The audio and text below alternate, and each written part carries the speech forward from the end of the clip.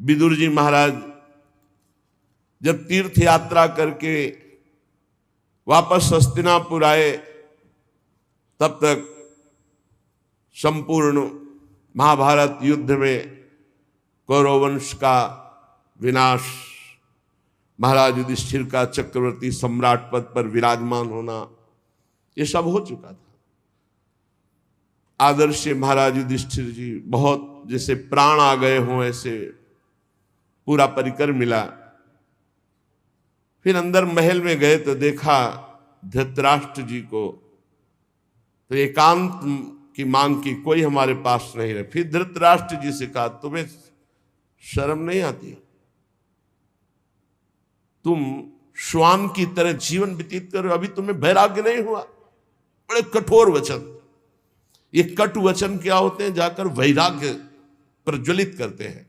श्वान जैसा, जैसे टुकड़ा दे दो बस पड़ा रहता है। जिनको तुमने बचपन से नष्ट करने की कोशिश की, उन्हीं पांडवों के दिए हुए टुकड़े से पेट पाल कर अब कौन सा जीवन व्यतीत करना चाहते हो?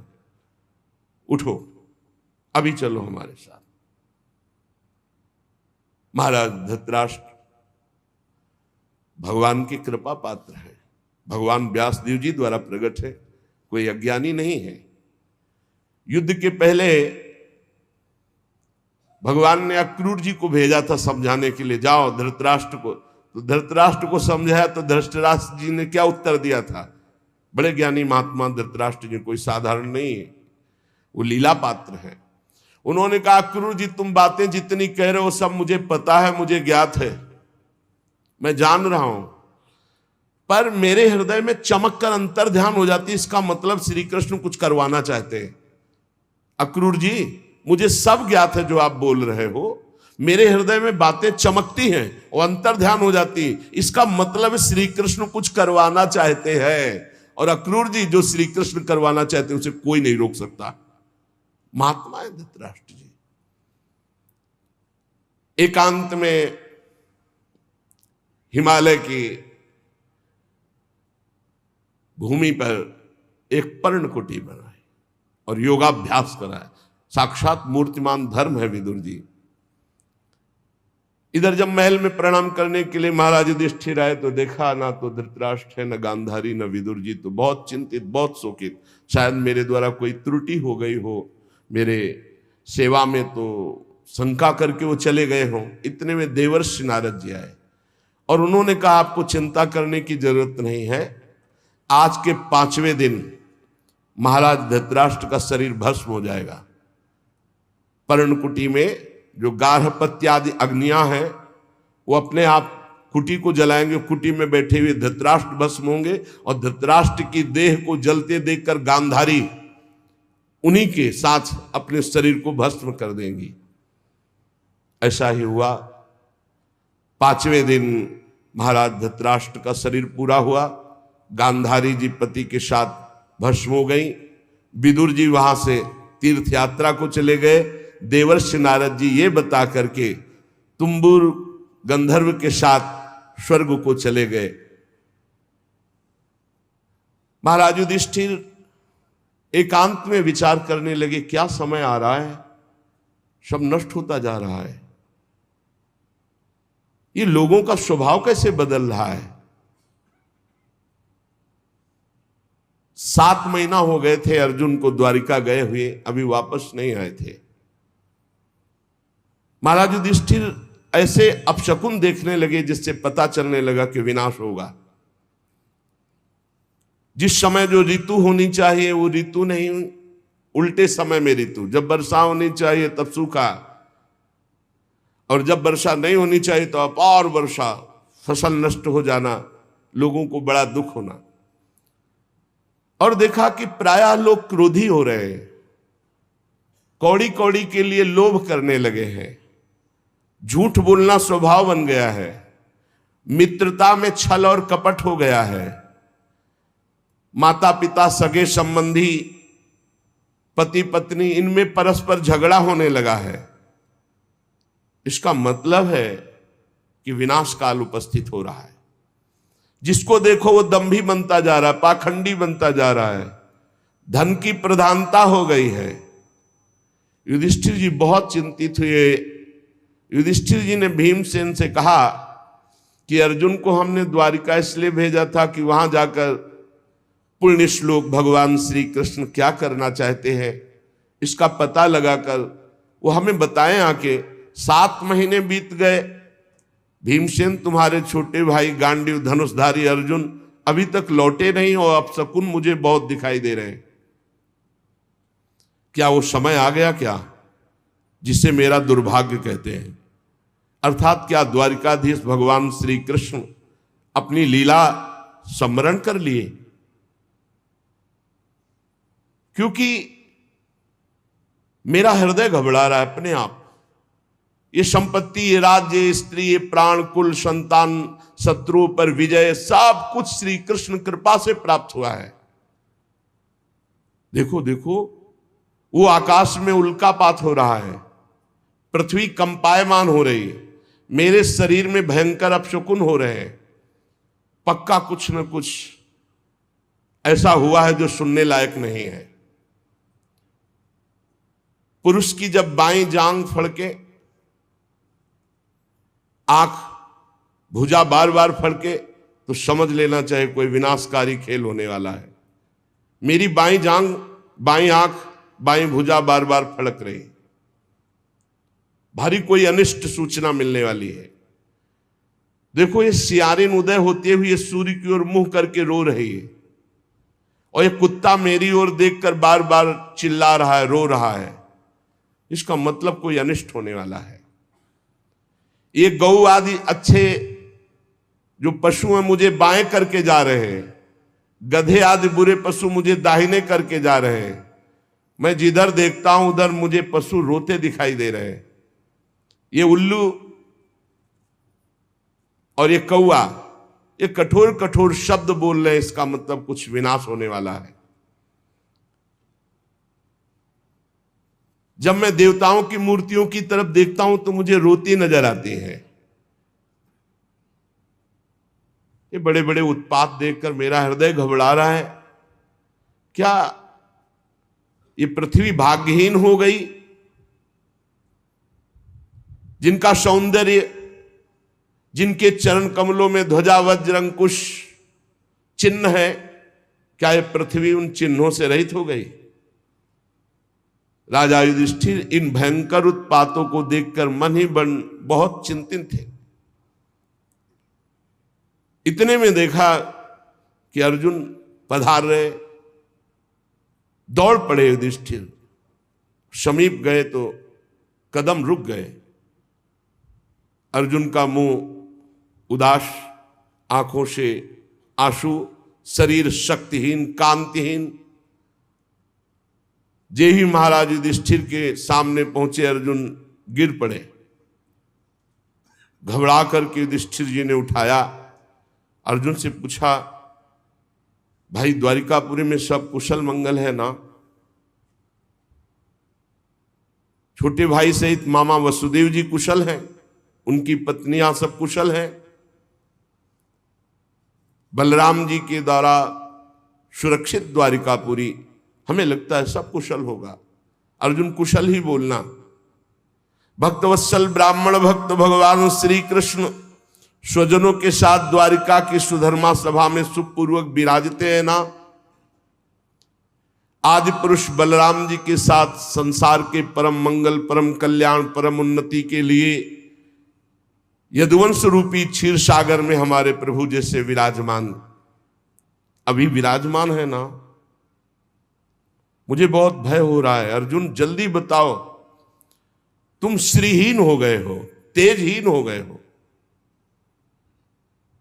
क्या तुम्हारा किसी ने अपमान कर दिया? कहीं तुमने दुर्भावपूर्ण कोई अमंगल कार्य तो नहीं कर दिया? क्योंकि अमंगल कार्य करने वाले का तेज नष्ट हो जाता है। कहीं ऐसा तो नहीं हुआ कोई पात्र आया हो तुम्हारे पास और भीख मांग रहा हो और तुमने उसको दी न हो तो तुम्हारा पुण्य नष्ट हो गया हो? कहीं ऐसा तो नहीं हुआ देने की प्रतिज्ञा करके तुम मुकर गए हो तो तुम्हारे सुकृत नष्ट हो गए हो? कहीं ऐसा तो नहीं हुआ शरणागत का तुमने त्याग कर दिया हो? प्रश्नों की झड़ी लगा दी। कहीं ऐसा तो नहीं हुआ अगम्या स्त्री का समागम कर लिया हो, कहीं ऐसा तो नहीं हुआ कि जिस समागम करने योग्य का अपमान कर दिया हो। बड़े प्रश्न किए, लेकिन मुझे लगता है कि ऐसा धर्म विरुद्ध आचरण तुमसे कोई हो ही नहीं सकता। बहुत संभल के बोलना, इस समय मैं बहुत घबरा रहा हूं, क्या हो गया, मुझे बहुत मानसिक पीड़ा हो रही। वैसे ही दुख से अर्जुन जी बड़े दुखी थे। जब इतने प्रश्न किए तो विषादग्रस्त आंसुओं की झड़ी अर्जुन की, शरीर कांप रहा है, मुख सूख रहा है, पीला पड़ गया है चेहरा, बस एकमात्र श्री कृष्ण के ध्यान में डूबे हुए हैं। काफी देर में साहस बटोर करके उन्होंने बोलना शुरू किया। अर्जुन ने कहा, महाराज मेरी आंखों से वो ओझल हो चुके हैं जो हमारे प्राण, हमारे जीवन, हमारे सखा, जो प्रेमवश रथ हाँकना, टहलना, दूत बनना, मित्रता का, अभिन्न हृदयता का व्यवहार करना, महाराज मैं लुट गया। प्रभु अंतर ध्यान हो गए। महाराज जिन्होंने मेरे ममेरे भाई का घनिष्ठ रूप धारण किया वो परब्रह्म परमात्मा है, मैं समझ नहीं पाया। जिन्होंने मेरे मित्र का रूप धारण किया वो मुझे ठग लिया। मेरा पराक्रम बड़े बड़े देवता नहीं सह सकते थे, आज क्षुद्र बन के भीलों ने मुझे परास्त कर दिया, लूट लिया। क्योंकि मेरा बल तो अंतर ध्यान हो गया ना। जैसे ये शरीर प्राणों से रहित मृतक कहलाता है महाराज, आज मैं वैसा हो चुका हूं। मेरे प्राण श्री कृष्ण अंतर ध्यान हो चुके हैं। मैंने उन्हीं के आश्रय से महाराज द्रुपद के घर में आए हुए कामोन्मत्त राजाओं का तेज अपहरण करके द्रौपदी को स्वयंवर में जीता। मैंने उन्हीं के आश्रय से गांडीव धनुष पर बाण चढ़ाकर मत्स्यवेद किया। भगवान की दिव्य शक्ति हर समय अर्जुन के साथ रहती थी। ये आज वही गांडीव हमारे हाथ में है, लेकिन मैं भीलों से नहीं जीत पाया। मैं लौट के आ रहा था भगवान के निज जनों को लेकर, लेकिन मेरे में सामर्थ्य नहीं रही, क्योंकि मेरे श्री कृष्ण अंतर दे। वही गांडीव, वही भुजाएं जिसके बल से खांडोवन को, इंद्र को भी रोक करके अग्नि को तृप्त किया। उसी से मैदानों की रक्षा की जो आपकी सभा में जल में थल, थल में जल का भ्रम करने वाली दिव्य सभा तैयार की थी। 10,000 हाथियों का बल रखने वाले जरासंध को ऐसे तिनके की तरह चिरवा दिया उन्हीं श्री कृष्ण ने भीम से। 20,000 राजाओं को मुक्त किया जो भैरव यज्ञ में बलि देने के लिए बंदी बनाए हुए था। महाराज हर तरह की विपत्ति में श्री कृष्ण सामने नजर आते थे। चाहे वो द्रौपदी को वस्त्रहीन करने के लिए कौरवों की सभा हो, या वनवास के समय दुर्योधन के षड्यंत्र से भेजे हुए 10,000 शिष्यों के साथ दुर्वासा ऋषि, हर समस्या का समाधान श्री कृष्ण थे। ये कई बार सुना चुके हैं दुर्वासा ऋषि का प्रसंग। बड़ा कठिन है किसी महापुरुष को प्रसन्न कर लेना, लेकिन जिनका भगवान से अनुराग नहीं वो लाभ नहीं ले पाते। 4 महीने दुर्वासा जी की बड़ी सेवा की दुर्योधन ने। दुर्वासा जी ने कहा, वरदान मांगो, चातुर्मास भर तुमने सेवा की, क्या चाहते हो? दुर्योधन ने ये विचार किया कि पांडवों का जड़ से नाश हो जाए, बढ़िया अवसर है। तो उनका ब्राह्मण हमारे ज्येष्ठ भ्राता महाराज युधिष्ठिर वनवास में है, आप 10,000 शिष्यों के साथ जाएं और उनका आतिथ्य स्वीकार करें। तब जब द्रौपदी जी बटलोई में प्रसाद पाले, द्रौपदी पालिए, फिर वहां कुछ नहीं। सिद्ध सूर्यदेव के द्वारा दी हुई बटलोई थी। तथास्तु कहकर दुर्वासा जी ठीक उसी समय पहुंचे जब द्रौपदी जी प्रसाद पाक के बटलोई मार्जन करके रख दिया। शिष्य मंडली 10,000, आगे दुर्वासा जी। जय महाराज धर्मराज जी के समय पहुंचे, साष्टांग दंडवत किया। महाराज आइए, आज तो हमारे अहोभाग्य, आप कृपा करके दर्शन दिए। अब पूछना होता, महाराज प्रसाद पाल? हाँ हाँ, अभी यमुना स्नान करके आते हैं, अभी आते हैं प्रसाद पाने। 10,000 शिष्य सहित यमुना जी स्नान करने गए। महाराज युधिष्ठिर द्रौपदी के पास गए और द्रौपदी जी से पूछा, प्रसाद पा लिया? हाँ, बटलोई मान के रख दी। मूर्छित से हो गए। द्रौपदी जी कौरव सभा से शरणागति पूर्ण पुष्ट हो चुकी थी। उठाया, आप ऐसी दशा को क्यों प्राप्त हो गए? तो उनका बटलोई में तुमने पा लिया, धो के रख दिया। 10,000 शिष्यों के साथ महाक्रोधी दुर्वासा ऋषि आते ही साप दे देंगे। अब क्या 10,000 के लिए कंदमूल फल भी एकत्रित नहीं कर सकते। द्रौपदी ने कहा, एक बटलोई का तुम्हें इतना भरोसा है? अरे जो पूरे विश्व को पवाता है वो मेरा श्री कृष्ण है, अब कोई संशय नहीं। आंख मूंदी और ध्यान करके आर्त भाव से पुकारा, श्री कृष्ण। उनको कहीं आना जाना है? देखा पीतांबर फहराते हुए मुस्कुराते हुए चले आ रहे हैं। आकर के पहले कहा, द्रौपदी बहुत भूख लगी, कुछ पवा। समस्या पे समस्या। अरे महाराज, इसी समस्या से तो आपको याद किया है। नहीं कृष्ण ने बाद में, बड़ी भूख लगी, कुछ खाने को दो।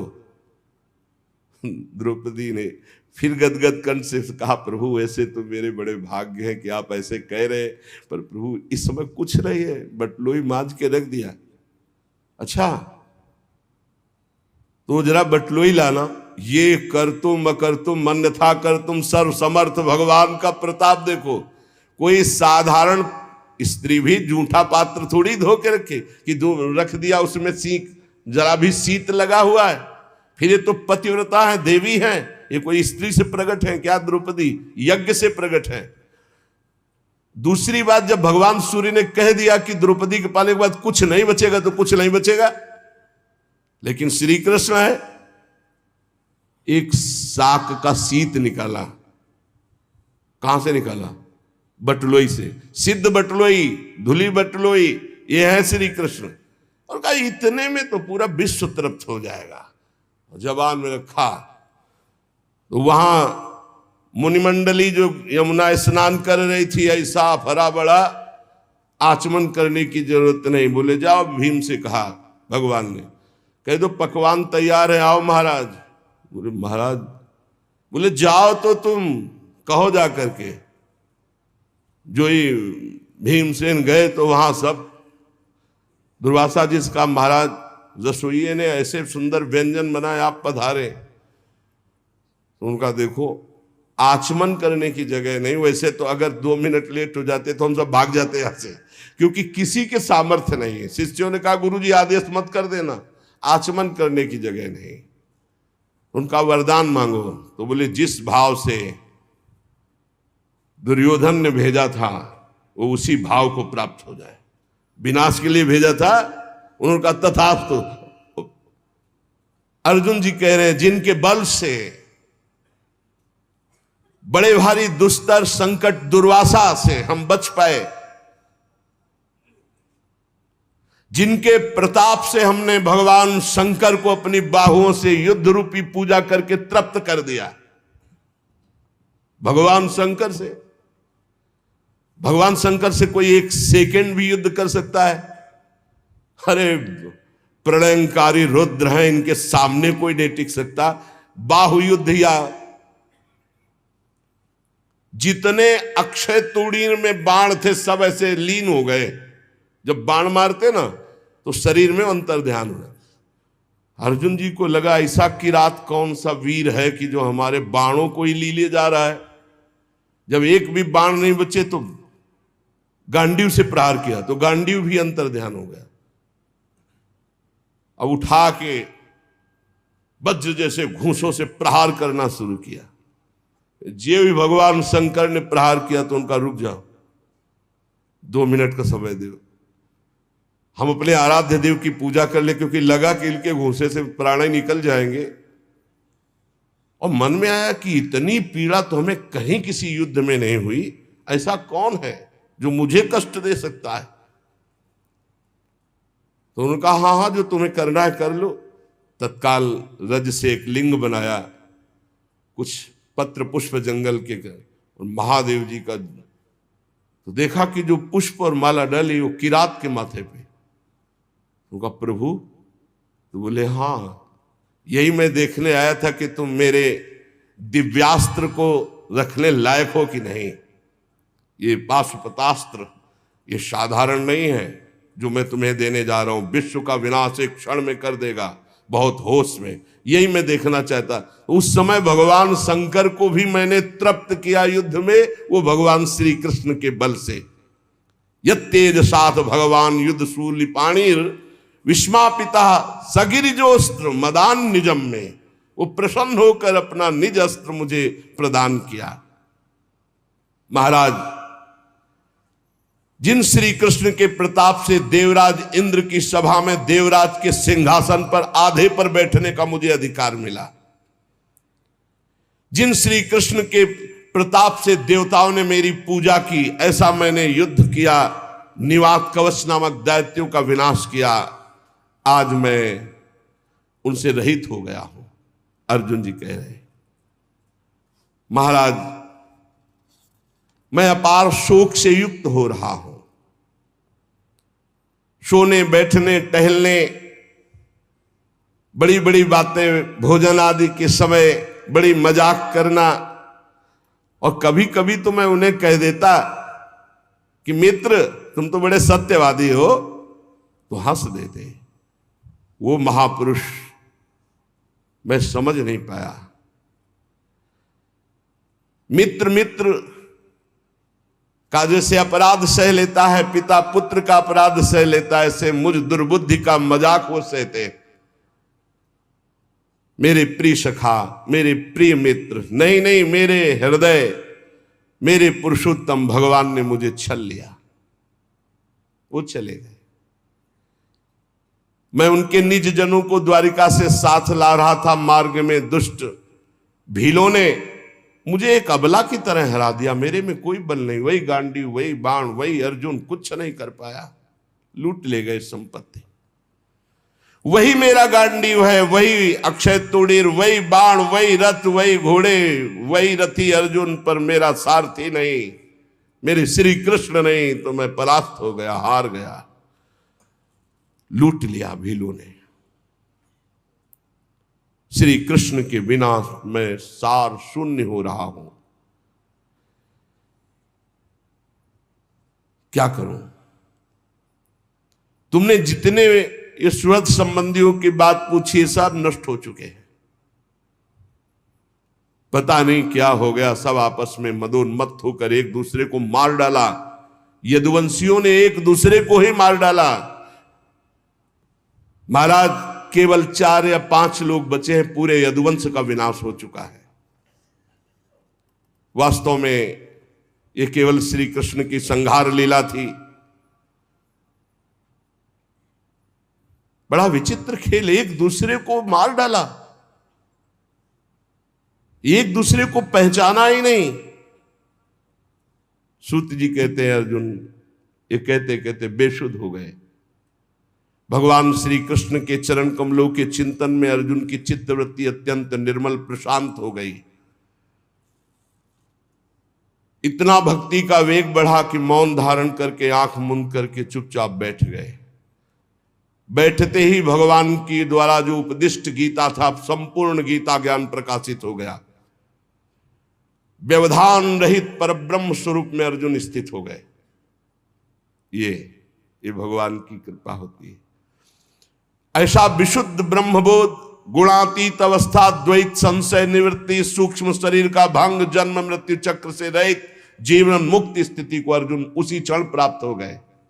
इसीलिए कहते हैं मेरे बनाए न बनेगी कोटि कल्प लो, आपके बनाए बनेगी पल पाव में। पल के चौथाई हिस्से में ये ही भगवान के वियोग में अर्जुन जी व्यथित होकर खड़े रहने की भी सामर्थ्य नहीं रही, बैठ गए। उसी समय दिव्य ब्रह्म ज्ञान जो भगवान ने दिया था जागृत हुआ। स्थूल सूक्ष्म कारण तीनों शरीरों का राग भस्म हुआ। अपने स्वरूप में स्थित जीवन मुक्त महापुरुष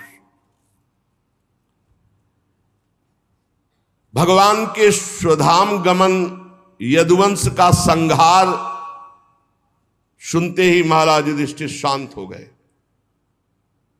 देखो ये अंतिम लीला सबकी होनी है। निश्चय किया महाप्रस्थान। महाप्रस्थान कहते हैं मृत्यु को। अब महाप्रस्थान करना है। जन्म मृत्यु रूप संसार से अब मुख मोड़ लिया महाराज युधिष्ठिर जी ने। जब भगवान ने शरीर त्याग दिया तो अब हमारा इस मृत्यु लोक में क्या काम। जिस समय भगवान श्री कृष्णचंद्र जी ने इस पृथ्वी से अपने शरीर को अंतर ध्यान किया, उसी समय पाप और अधर्म में फंसाने वाला कलयुग का राज्य लागू हो गया। उसी समय से महाराज युधिष्ठिर ने कलयुग का फैलना देखा।